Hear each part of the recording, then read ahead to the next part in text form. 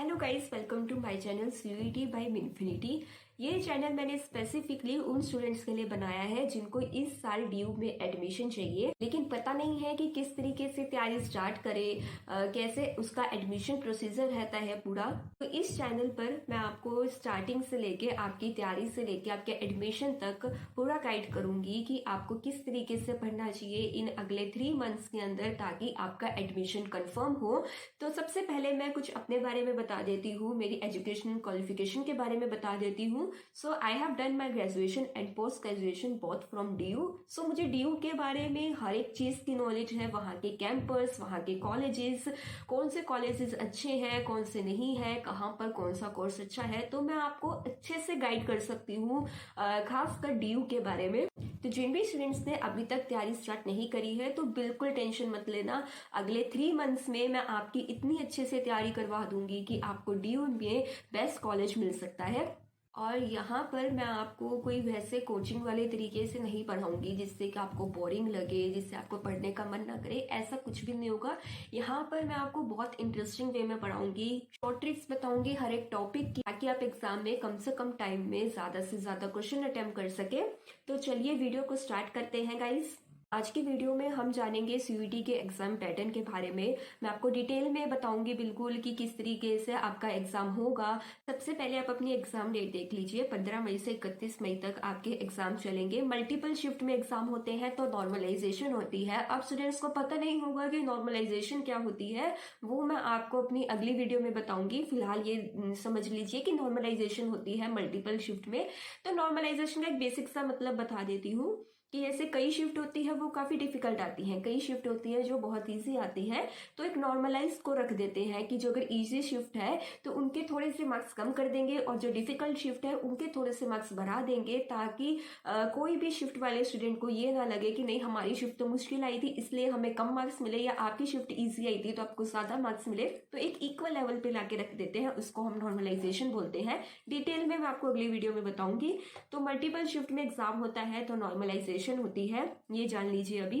CUET का exam आपके 3 section में होता है। फर्स्ट सेक्शन होता है आपका लैंग्वेज का, सेकंड होता है डोमेन स्पेसिफिक कि आपको कौन सी डोमेन में जाना है, कौन सी डिग्री मतलब बैचलर्स में करनी है, बीए करनी है, बीएससी करनी है, तो उसके सब्जेक्ट वाइज होते हैं। वो मैं आपको डिटेल में अभी बता दूंगी कौन कौन से सब्जेक्ट होते हैं, कौन सी फील्ड में मतलब आप कौन से सब्जेक्ट चाहिए होते हैं।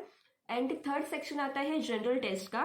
तो फर्स्ट सेक्शन यहाँ पर आपका 2 सेक्शन में डिवाइड होता है, section A and section B.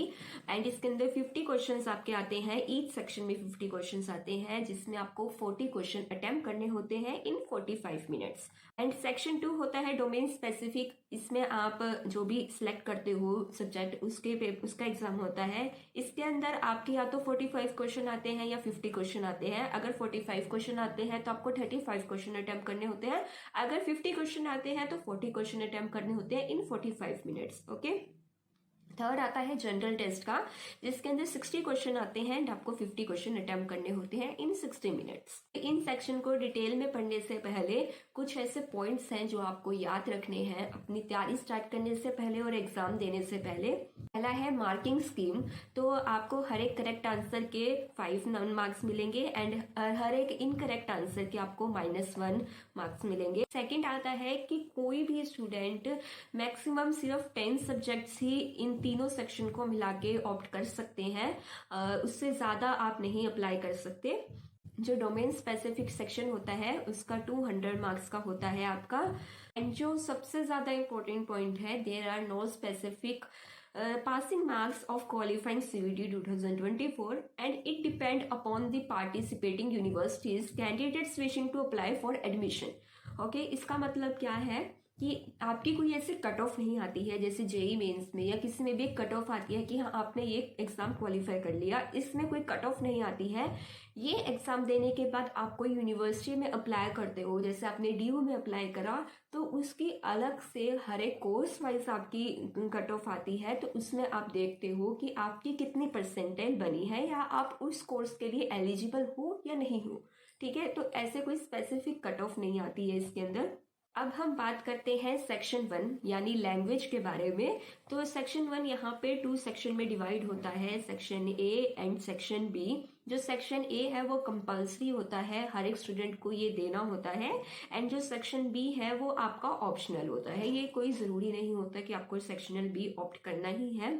Section A में आपकी ये सारी लैंग्वेजेस होंगी, इंग्लिश, हिंदी, असमी, बंगाली, ये सब लैंग्वेजेस होंगी आपकी। और जो सेक्शन बी है उसके अंदर जो भी आपने सेक्शन ए में लैंग्वेज ऑप्ट करी है उसके अलावा जो भी लैंग्वेज आपकी बचती है उनमें से कोई भी आप लैंग्वेज सेक्शन बी के लिए ऑप्ट कर सकते हो। मोस्टली स्टूडेंट इस सेक्शन में से इंग्लिश का ऑप्ट करते हैं। तो जो लैंग्वेज का सेक्शन है उसके अंदर आपके रीडिंग कॉम्प्रिहेंशन आएंगे, जिसके अंदर आपकी वोकैबुलरी टेस्ट होगी, साथ के साथ आपके एरर फाइंडिंग आ सकते हैं, जंबल सेंटेंसेस आ सकते हैं, वो सब हम आगे डिस्कस करेंगे धीरे धीरे। नेक्स्ट आता है सेक्शन 2 डोमेन स्पेसिफिक। इसके अंदर 27 डोमेन स्पेसिफिक सब्जेक्ट है यहाँ पर। लाइक अगर आपने साइंस बैकग्राउंड से हो, नॉन मेडिकल बैकग्राउंड से हो, तो यहाँ पे आपके पास 3 ऑप्शन होते हैं, या तो फिजिक्स, केमिस्ट्री, मैथ, या फिर आप कोई और भी सेक्शन में कर सकते हो ऑप्ट। बीए में भी जा सकते हो, बीकॉम में भी जा सकते हो, कोई ऐसे कंपल्सरी नहीं होता कि साइंस वाला सिर्फ साइंस में ही जा सकता है, किसी में भी जा सकता है। तो उसके लिए आपको उस जो जिस भी कोर्स में आप जाना चाहोगे उसका जो मेन सब्जेक्ट है वो चाहिए होगा, उसका आपको यहाँ पर टेस्ट देना होगा। एग्जाम्पल लेती हूँ, जैसे कि मुझे बीएससी इन फिजिक्स करनी है, ठीक है, तो यहाँ पर मैं फिजिक्स को ऑप्ट करूंगी। अगर मेरे को लग रहा है कि शायद मेरे फिजिक्स में नहीं होगा क्लियर, शायद केमिस्ट्री में हो जाए, चाहे मैथ्स में हो जाए, तो यहाँ पे केमिस्ट्री और मैथ भी मैं दोनों साथ में ऑप्ट कर लूंगी ताकि मेरे पास एक ऑप्शन रहे। तो इस तरीके से एक कैंडिडेट मैक्सिमम 6 सब्जेक्ट्स ऑप्ट कर सकते हैं।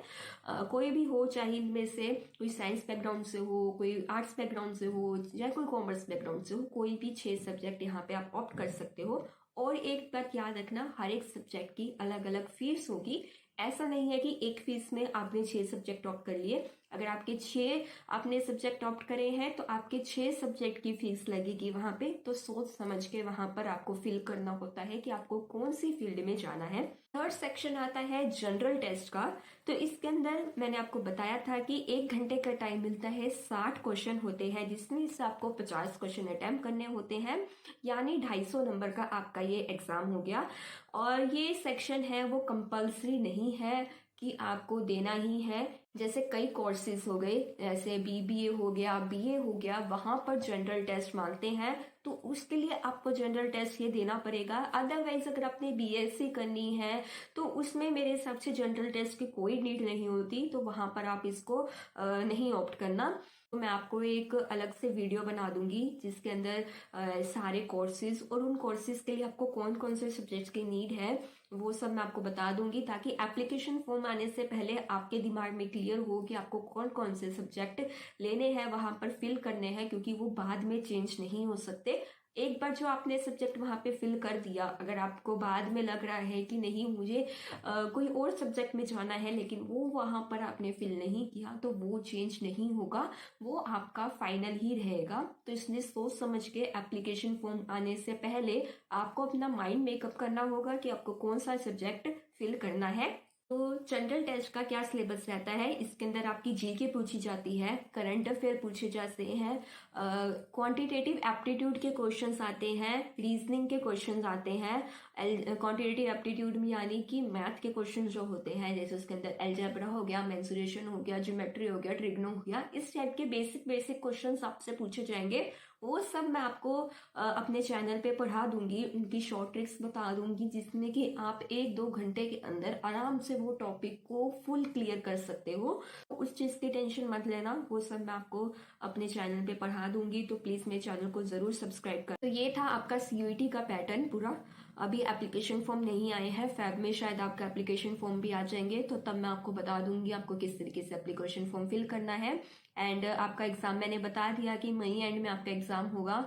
तो अभी आपके पास ऑलमोस्ट 3 मंथ्स है, 3 मंथ्स में आप बहुत अच्छे से ये एग्जाम को एस कर सकते हो। But you have to be sincere. अगर आपको ये एग्जाम क्लियर करना है, आपको डेली वीडियोस देखनी होंगी, प्रैक्टिस करने होंगे क्वेश्चंस के, जो भी मैं आपको बताऊंगी। तो कल की वीडियो में मैं आपको लास्ट ईयर का एक स्टूडेंट का स्कोर कार्ड दिखाऊंगी, जिसके अंदर आपको आइडिया होगा कि इतने मार्क्स पर आपकी कितनी परसेंटाइल बन सकती है। तो उसके अंदर प्रॉपर मैं आपको 4-5 सब्जेक्ट्स होंगे, तो उसके अंदर मैं बता दूंगी कि उस स्टूडेंट के इतने मार्क्स आए थे और उसके इतने मार्क्स आने पर उसकी इतनी परसेंटाइल बनी थी। तो आपको जिससे कि थोड़ा सा एक आइडिया रहेगा कि हाँ मेरे को इस मार्क्स से अबव तो लाने ही पड़ेंगे अगर आपको एडमिशन चाहिए कंफर्म। तो गाइस वीडियो अच्छी लगी हो, वीडियो से कुछ सीखने को मिला हो तो वीडियो को लाइक जरूर करना। बाकी मेरे चैनल को सब्सक्राइब करो। अगर आपके मन में डीयू को लेके कोई और डाउट्स हैं, कोई और कॉलेज के बारे में पूछना है डीयू के, या फिर किसी कोर्स के बारे में जानना है, तो आप कमेंट बॉक्स में कमेंट कीजिए, वहां पर मैं आपको बता दूंगी। और इस चीज़ की कोई फीस नहीं है, बिल्कुल फ्री ऑफ कॉस्ट है। सो सब्सक्राइब कीजिए गाइज, थैंक